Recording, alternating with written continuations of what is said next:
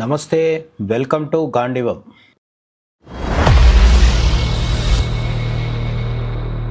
గుజరాత్లో స్థానిక సంస్థల ఎన్నికలు జరగబోతున్నాయి. అయితే మనందరి దృష్టి ప్రస్తుతం 5 రాష్ట్రాల అసెంబ్లీ ఎన్నికల మీదే ఉండడంతో ఈ విషయాన్ని పెద్దగా ఎవరు మాట్లాడుకోవట్లేదు. అయితే తమిళనాడు, కేరళ, పుదుచ్చేరి, అస్సాం, బెంగాల్ ఈ రాష్ట్రాల ఎన్నికల తర్వాత గుజరాత్లో జరగబోయే స్థానిక ఎన్నికల గురించి కూడా చాలా రకాల వార్తలు వస్తున్నాయి, చాలా రకాల ప్రచారాలు జరుగుతున్నాయి. ఏ పార్టీ హవా ఉంటుంది అనేది పెద్దగా ఊహించాల్సింది కానీ అంచనా వేయాల్సింది కానీ ఉండదు. ఎందుకంటే గుజరాత్ బీజేపీ చాలా స్ట్రాంగ్గా ఉంటుంది. అక్కడ అత్యధిక స్థానాలు గుజరాత్లో బీజేపీ సాధించుకుంటుందనే విషయం చాలా వరకు రూఢిగా చెప్పొచ్చు. అయితే ఏ ఎన్నికల్లో అయినా సరే గెలుపు మనదే అని చెప్పేసి తేలిగ్గా తీసుకోవడానికి ఉండదు. ప్రతి ఎన్నికని కూడా అంతే సీరియస్గా పోరాటంలో మోడీ, అమిత్ షా జోడీ చాలా ప్రసిద్ధి చెందింది. వాళ్ళు కేంద్రపాలిత ప్రాంతాల నుంచి మొదలు పెడితే యూపీ లాంటి అతిపెద్ద రాష్ట్రం వరకు అన్ని ఎన్నికల్ని కూడా సీరియస్గానే తీసుకుంటారు. అటువంటిది తమ సొంత రాష్ట్రంలో జరగబోయే స్థానిక ఎన్నికల విషయంలో కేర్లెస్గా ఉంటారనుకోవడానికి అసలు అవకాశం లేదు. గుజరాత్ రాజధాని గాంధీనగర్ అయినప్పటికీ గుజరాత్కి ఆర్థిక రాజధానిలాగా చెప్పుకోవాల్సింది అహ్మదాబాద్. ఇది మన భారతదేశానికి ముంబై ఎలాగనో గుజరాత్కి అహ్మదాబాద్ అనేది అటువంటిది. అక్కడ వ్యాపారాలు మొదలైనవన్నీ కూడా అహ్మదాబాద్లో కేంద్రీకృతమై ఉండడంతో ఆర్థిక లావాదేవీలన్నీ అహ్మదాబాద్ కేంద్రంగానే జరుగుతూ ఉంటాయన్నమాట. అయితే ఈ అహ్మదాబాద్ కేంద్రంగా జరుగుతున్నప్పుడు ఇప్పుడు అహ్మదాబాద్ మున్సిపల్ కార్పొరేషన్కి కూడా ఎన్నికలు దగ్గర పడుతుండడంతో విశ్వ హిందూ పరిషత్ గుజరాత్ విభాగం వాళ్ళు ఒక డిమాండ్ చేశారు. ఈ డిమాండ్ కొత్తది కాకపోయినప్పటికీ ఎన్నికల నేపథ్యంలో రావడంతో గుజరాత్ బీజేపీ అహ్మదాబాద్ ఓటర్లని మచ్చిక చేసుకోవడం కోసం, లేదంటే అహ్మదాబాద్ మున్సిపల్ కార్పొరేషన్ మరోసారి కైవసం చేసుకోవడం కోసం ఇవి గుజరాత్ విహెచ్పి చేస్తున్న డిమాండ్కి సానుకూలంగా స్పందించే అవకాశం ఉందని చాలామంది విశ్లేషకులు చెప్తున్నారు. ఇంతకీ గుజరాత్ విహెచ్పి చేస్తున్న డిమాండ్ ఏంటి అంటే, డిమాండ్ పాతదే కానీ మరోసారి ఇప్పుడు తెర మీదకి వచ్చింది ఏంటి అంటే అహ్మదాబాద్ పేరు మార్చాలి అని చెప్తున్నారు. ఏమని పేరు మార్చాలి, అసలు అహ్మదాబాద్ గతంలో ఉన్న పేరేంటి, ఇప్పుడున్న అహ్మదాబాద్ పేరు ఎలా వచ్చింది, ఇవన్నీ తెలుసుకునే ప్రయత్నం చేద్దాం.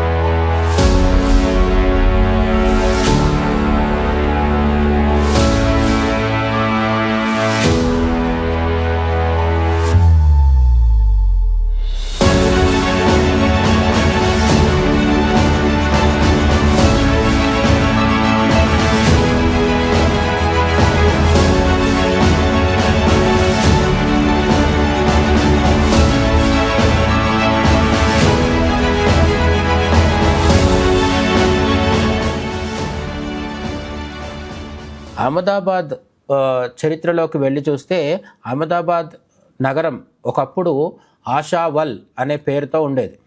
అంటే అనేక వందల సంవత్సరాల కిందట ఒరిజినల్గా అసలు అహ్మదాబాద్ పేరు ఆశావల్ అనే పేరుతో ఉండేది. అయితే దాన్ని సుల్తాన్ అహ్మద్ షా అనే అతను ఆక్రమించడం జరిగింది. ఇతను మొఘల్స్ కంటే ముందువాడు, ఢిల్లీ సుల్తానేట్కి సంబంధించిన పాలకుడు. ఎప్పుడైతే ఆశావల్ అనే ప్రాంతాన్ని ఆక్రమించాడో అప్పటి నుంచి అక్కడ ఇస్లామీకరణ మొదలైంది. తరువాత కాలంలో కర్ణదేవ్ సోలంకి 11వ శతాబ్దంలో, అంటే ఇస్లామీకరణ కంటే ముందు చరిత్రలోకి వెళ్తే 11వ శతాబ్దంలో ఈ ఆశావల్ అనే ప్రాంతాన్ని కర్ణదేవ్ సోలంకి, ఇతను ఎవరు అంటే చాళుక్య వంశానికి చెందిన రాజు. ఈ కర్ణదేవ్ సోలంకి ఆశావల్ రాజుని ఓడించి అక్కడ కర్ణావతి అనే నగరాన్ని నిర్మించారని మన చరిత్ర చెప్తోందన్నమాట.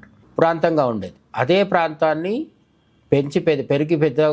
పెరుగుతూ పెద్దదవుతూ ఒక నగరంగా రూపుదిద్దుకుంది. అందులో ప్రధాన పాత్ర కర్ణదేవ్ సోలంకి అనే మహారాజుది.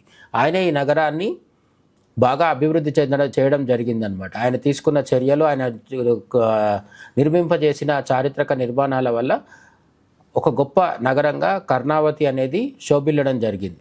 అయితే పేరు మార్పు ఎలా జరిగింది? ఆశావల్ తర్వాత కర్ణావతి అయింది. మరి కర్ణావతి నుంచి అహ్మదాబాద్ ఎలా అయింది? 1411లో అహ్మద్ షా ఈ ప్రాంతాన్ని ఆక్రమించి తన పేరు మీద అహ్మదాబాద్ అని మార్చాడని చరిత్ర చెప్తోందనమాట. సుల్తాన్ అహ్మద్ షా దీన్ని ఆక్రమించాడని మనం చెప్పుకున్నాం కదా.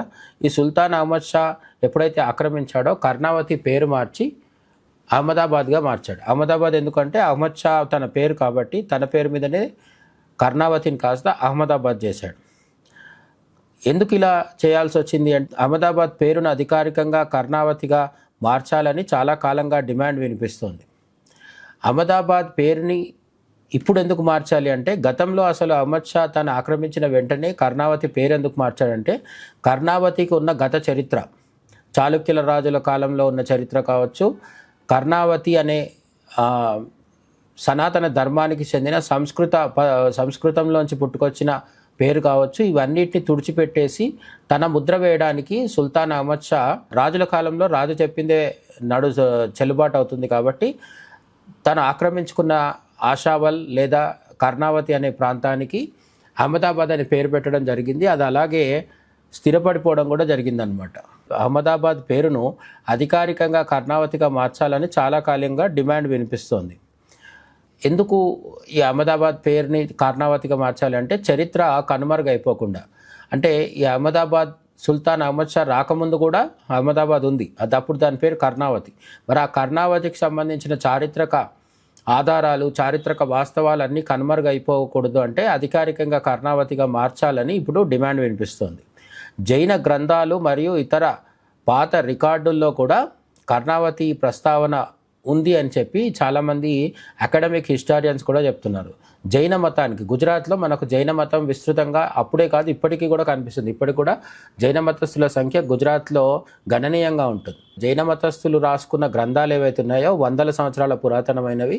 అందులో ఈ అహ్మదాబాద్ ప్రాంతాన్ని కర్ణావతిగానే పేర్కొనడం జరిగింది. అంటే అప్పటికి సుల్తాన్ అహ్మద్ షా ఆక్రమించకపోవడం వల్ల ఆ పేరు కర్ణావతిగానే ఉండేది. ఆ తర్వాత కూడా అనేక రికార్డ్స్లో, భూమికి సంబంధించిన రికార్డ్స్లో కర్ణావతి అనే పేరు మనకు చాలాసార్లు కనిపిస్తూ ఉంటుంది అని హిస్టారియన్స్ చెప్తున్నారనమాట. అంతేకాకుండా సాంస్కృతిక ఇస్లామిక్ పాలకులు హిందూ నగరాల పేర్లు మార్చడం ద్వారా అక్కడి స్థానిక సంస్కృతిని, చరిత్రను తుడిచేయాలని చూశారని కూడా కొందరు ఆరోపిస్తున్నారు. గుజరాత్కి సంబంధించిన గుజరాత్ విహెచ్పి విభాగానికి సంబంధించిన వాళ్ళు చెప్తుంది ఏంటంటే గతంలో ఇస్లామిక్ పాలకులు ఎప్పుడైతే దీన్ని ఆక్రమించారో అప్పుడు అహ్మదాబాద్ అనే పేరు పెట్టడం ద్వారా అంతకు ముందున్న హిందూ మూలాలు, హిందూ నాగరికతకు సంబంధించిన లింక్స్ ఏవైతే ఉంటాయో అటువంటి అనుబంధం ఏదైతే ఉంటుందో ఆ ప్రాంతాన్ని హిందూ మత యొక్క ముద్ర నుంచి విడదీసి ఇస్లామీకరించడం కోసం తీవ్రమైన ప్రయత్నాలు జరిగాయి. ఇప్పటికి కూడా ఆ పేరు అలాగే ఉండడం వల్ల మతానికి సంబంధించిన చరిత్ర ఏదైతే ఉందో కర్ణావతి ప్రాంతంలో అది తెరమరుగైపోయే అవకాశం ఉంది, కనుమరుగైపోయే అవకాశం ఉంది అని చెప్తున్నారు అన్నమాట.